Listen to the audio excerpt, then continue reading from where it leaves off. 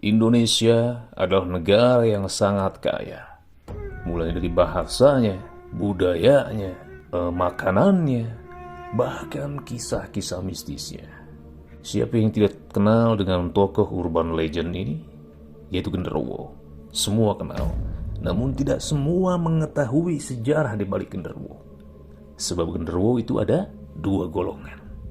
Satu dari golongan jin, dan yang satunya dari golongan jin korin. Ingin tahu lebih jelasnya? Jangan kemana-mana, saatnya menembus batas logika. Tapak Astral Present. Oke, jadi Genderuwo ini tuh ada dua golongan ya. Yang satu dari golongan jin dan yang satu dari golongan jin korean. Nah, nanti sama Bang Jo dikasih tahu lebih lanjut. Namun, saya pengen tanya soal sejarahnya Genderuwo ini pertama kali itu gimana? Wah, ini pertanyaannya sulit sekali ya, karena memang tidak bisa dipastikan tahun berapa Genderuwo itu ada. Namun apabila kita mengacu kepada sosok Genderuwo ini bukan dari Indonesia. Maksud itu tidak hanya ada di Indonesia. Karena Genderuwo ini sudah ada di zaman waktu kepulauan ini disebut benua Sunda atau Sundaland atau Dwi Pantara Pulau Jawanya. Di kita disebut Genderuwo, di negara lain, di bangsa lain, beda-beda namanya. Di Antartika dia disebut Yeti. Di Amerika disebut Bigfoot. Sedangkan jauh di masa Persia kuno, di zaman Karesaspa, nama sosok ini adalah Gandarewa. Bedanya adalah habitatnya. Di kita, Genderuwo itu habitatnya di pohon jati atau pohon-pohon yang menjulang tinggi. Apabila tidak ada pohon, maka dia mencari habitat di gedung-gedung yang tinggi. Apabila tidak ada pohon besar, tidak ada gedung tua yang tinggi, dia mencari rumah yang ada tingkat 2-nya. Sedangkan di Persia, dia di air. Di Amerika, sama dengan di Indonesia, ada yang di hutan-hutan. Di Antartika, ada yang di salju. Tapi balik lagi, apakah yang ada di dalam mitologi Persia ini adalah Genderuwo yang kita kenal ini? Ya, karena wujudnya sama, mendekati. Hanya berbedanya habitatnya. Karesaspa ini adalah seorang tokoh kontroversial di zaman Persia. Dia bisa dikatakan tokoh jahat, namun dia juga dikatakan tokoh baik. Namanya menjadi harum setelah dia mengalahkan sosok Gandarewa ini. Karesaspa bukanlah nama, melainkan julukan yang artinya dia dengan sedikit kuda. Dalam artian dia orang yang tidak memiliki pasukan banyak, namun memiliki keberanian yang luar biasa. Nah, Gandarewa ini dikalahkan oleh Karesaspa. Apabila kita mengacu kepada tahun, saya tidak bisa dapat memastikan tahunnya tahun berapa. Mungkin nanti Bro David dan yang lain bisa searching lah. Karesaspa itu sosok pahlawan Persia ini adanya di tahun berapa yang pasti sebelum Masehi. Sedangkan di Indonesia namanya Genderuwo. Mereka ada yang positif, ada yang negatif. Tapi dahulu kala ketika benua ini masih bernama Sundaland, Genderuwo ini sering berkolaborasi dengan manusia. Digunakan sebagai penjaga harta benda, penjaga tanah, penjaga rumah, atau penjaga diri. Intinya jasa dia suka digunakan oleh manusia pada saat itu. Sehingga tidak heran mereka sudah terbiasa dengan kehidupan manusia. Bisa berwujud dengan waktu yang panjang, sejam 2 jam mewujudkan sosok seseorang. Biasanya yang diwujudkan itu adalah sosok laki-laki menyerupai suami seseorang. Nah, ini yang bandel nih. Sering kita dengar banyak kisah orang dicumbui, digauli oleh suaminya yang ternyata dia bukan suaminya, melainkan Genderuwo tersebut. Oh, jadi Genderuwo ini tuh gak cuma di Indonesia ya, ternyata di luar pun banyak, cuman berbeda nama aja. Iya, Karena kan mereka juga sama kayak kita manusia. Ibarat kayak gini lah. Menurut kita nih, kita orang Indonesia. Tapi ketika kita pergi ke Amerika, maka kita akan dibilang orang Asia. Saya kasih contoh dan analogi ya, biar paham. Di kita namanya kuntilanak. Sedangkan di Amerika, di Thailand, di negara-negara luar Indonesia, mereka disebut white lady. Tuyul, di luar negeri pun ada. Namanya beda. Fungsinya beda. Karena itulah jin. Jin itu tergantung daripada pola pikir rakyat yang ada di sana. Di Indonesia mungkin pola pikirnya selalu ingin cari yang instan harta tuh. Ya kan? Si tuyul ini dijadikan untuk ladang pencarian uang. Sedangkan mungkin di Amerika, mereka lebih realistis. Apalagi orang Amerika ini sangat minim sekali tentang supranatural, tentang astral. Adapun sekarang orang-orang barat mulai memahami itu baru-baru inilah. Mereka mulai menggali bahwa ada sosok makhluk selain manusia dan iblis, yaitu jin. Sedangkan yang limited edition ini hanyalah pocong. Pocong gak ada di mana-mana, cuma ada di Indonesia. Cuma ada di Melayu. Mungkin di Malaysia ada karena masih satu rumpun Melayu gitu kan. Khususnya di Indonesia. Berarti kalau secara pasaran atau tidak pasaran, oh berarti pocong itu sangat spesial. Dia limited edition. Produk lokal asli. Oh iya, baru kepikiran pocong tuh ternyata gak ada di luar negeri, cuman di Indonesia doang, emang limited edition itu. Sedangkan kayak kunti, genderuwo itu ada di luar negeri, gak cuma di Indonesia. Tapi kalau si pocong ini limited edition. Oke, untuk sejarah tadi Bang Jo udah kasih tahu ya. Nah, sekarang kita balik lagi ke pertanyaan soal dua golongan tadi yang tadi. Genderuwo itu ada dari jin murni dan yang satu lagi itu dari jin korin. Nah, saya pengen tanya, perbedaannya itu apa? Kalau yang dari golongan jin, biasanya matanya kuning, bulunya itu berwarna hitam.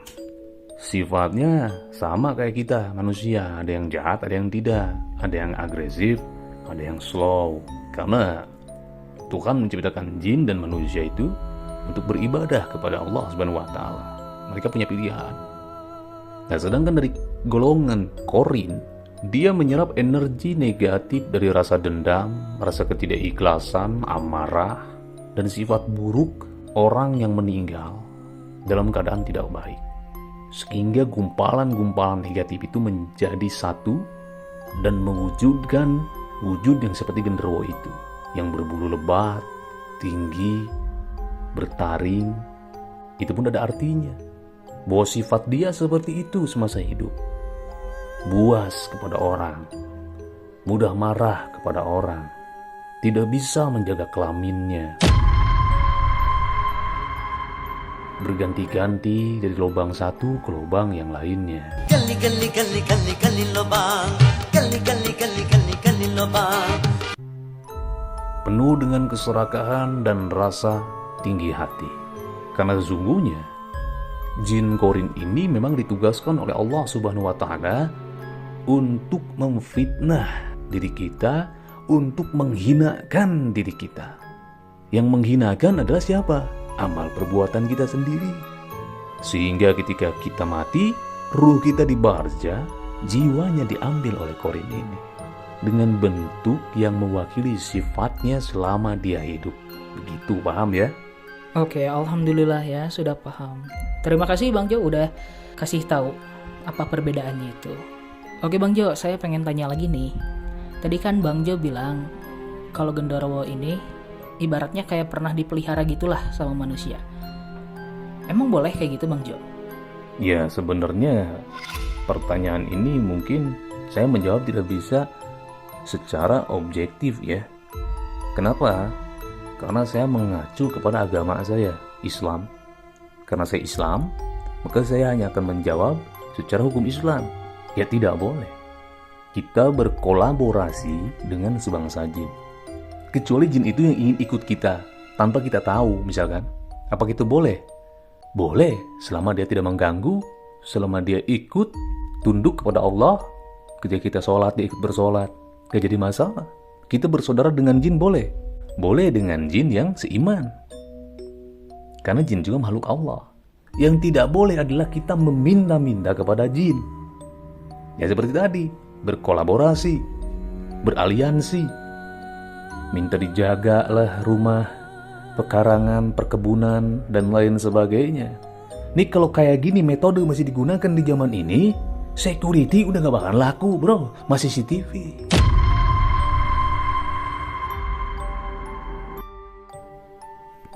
Satpam tidak akan ada.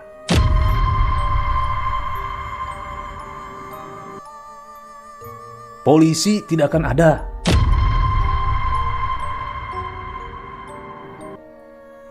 Yang ronda tidak akan ada. Karena semua dihandle oleh genderuwo. Tapi kita wajarkan orang-orang dahulu berkolaborasi dengan jin karena mereka kurang pengetahuan. Islam belum ada pada saat itu. Bahkan sekarang saja Islam sudah ada, masih ada orang yang berkolaborasi dengan jin demi mencapai tujuannya sendiri, demi mencapai ambisinya pribadi. Seperti itu bro David.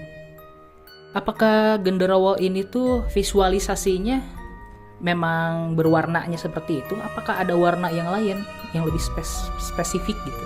Pertanyaan yang bagus ya. Nah kalau kita berbicara masalah kaum jin ya, kita tidak bisa bilang secara spesifik.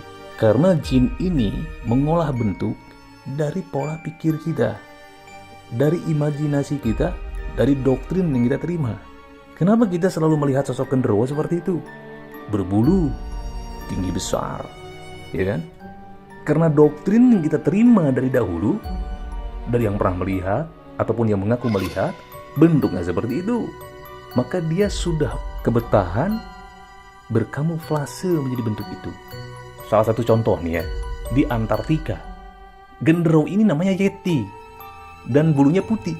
Kenapa? Karena habitatnya salju dan manusia yang ada sudah terdoktrin dengan visualisasi salju, sehingga perwujudan manifestasi dari jin itu berbentuklah Yeti. Yeti itu apa? Genderuwo juga kalau di kita. Hanya bedanya kalau kita tahu itu entitas gaib, kalau orang luar mengatakan hanyalah monster. Di Persia, kenapa dia jadi makhluk air? Itu pun doktrin visualisasi yang sudah tergambar di dalam ingatan orang Persia. Di Persia itu pasukan yang terkenalnya itu pasukan angkatan laut. Sehingga genderuwo ini bermanifestasi menjadi makhluk laut, menjadi makhluk air. Di Amerika, kenapa bentuknya seperti King Kong? Karena orang Amerika mengimajinasikan dari dahulu di zaman mereka, monster yang tinggi besar itu adalah King Kong. Maka jadilah dia disebut Bigfoot. Bedanya kalau King Kong terlihat banget keraknya, kalau ini kayak manusia tapi tinggi gede. Jadi jin ini selalu berkamuflase, membentuk imajinasi dan doktrin yang sudah kita terima di alam bawah sadar kita. Karena tidak ada satupun manusia yang bisa melihat sosok jin, dalam artian sosok jin secara wujud aslinya. Yang bisa melihat hanyalah anbiya, para nabi, para rasul, wali dan orang-orang yang kafah, ya di kaum waliullah. Sedangkan ke bawahnya sudah tidak bisa lagi melihat sosok asli jin seperti orang kita ya, nggak bisa. Adapun yang kita lihat itu adalah visualisasi alam bawah sadar kita yang secara tidak langsung sudah terdoktrin dari zaman dulu. Ceritanya A, B, C, dan D hingga meresaplah di kepala kita, ya, ditampunglah oleh alam bawah sadar kita, sehingga alam bawah sadar kita secara tidak langsung memanifestasikan wujud itu. Begitulah, paham ya? Jadi gak bisa saya ngejawab secara spesifik, karena yang bisa menjawab spesifik bentuk asli daripada genderuwo itu hanyalah Allah Subhanahu wa Ta'ala. Oke, alhamdulillah ya, saya sudah mengerti. Tapi bagus ya Bang Jo, hal yang sebegitu rumitnya dijelaskan dengan begitu simpel dan masuk gitu ke pemikiran saya pun. Wallahu alam bisawab. Saya tidak merasa penjelasan saya ini apa benar ataupun tidak. Itu hanyalah pendapat menurut saya juga kan. Karena masalah benar ataupun tidak itu adalah Allah Subhanahu wa Ta'ala yang lebih mengetahuinya. Nah, apabila misalkan apa yang saya sampaikan mudah dipahami oleh Bro Dev, ya alhamdulillah. Allah memberikan taufik kepada saya. Selain taufik, mungkin juga ini adalah faktor kopi cap gajah balet. Alhamdulillah. Oke, bagus banget ya itu kopi cap gajah balet. Asik, amazing banget ya. Oke Bang Jo, nah seperti biasa nih ya, Bang Jo ini selalu bisa mengambil hikmah dari setiap sosok. Asik. Nah saya pengen tanya, hikmah apa yang bisa kita ambil dari sosok genderuwo ini? Iya. Jadi gini ya, kalau saya itu selalu mempercayai bahwa Allah Subhanahu wa Ta'ala itu tidak pernah menciptakan kesia-siaan. Tidak pernah. Baik itu makhluk, kejadian, ataupun dosa. Semuanya ada manfaat. Garis bawahi bagi orang-orang yang mau berpikir. Begitupun dengan sosok genderuwo. Ada yang baik dan ada yang tidak. Namun di sisi lain jarang diambil hikmahnya.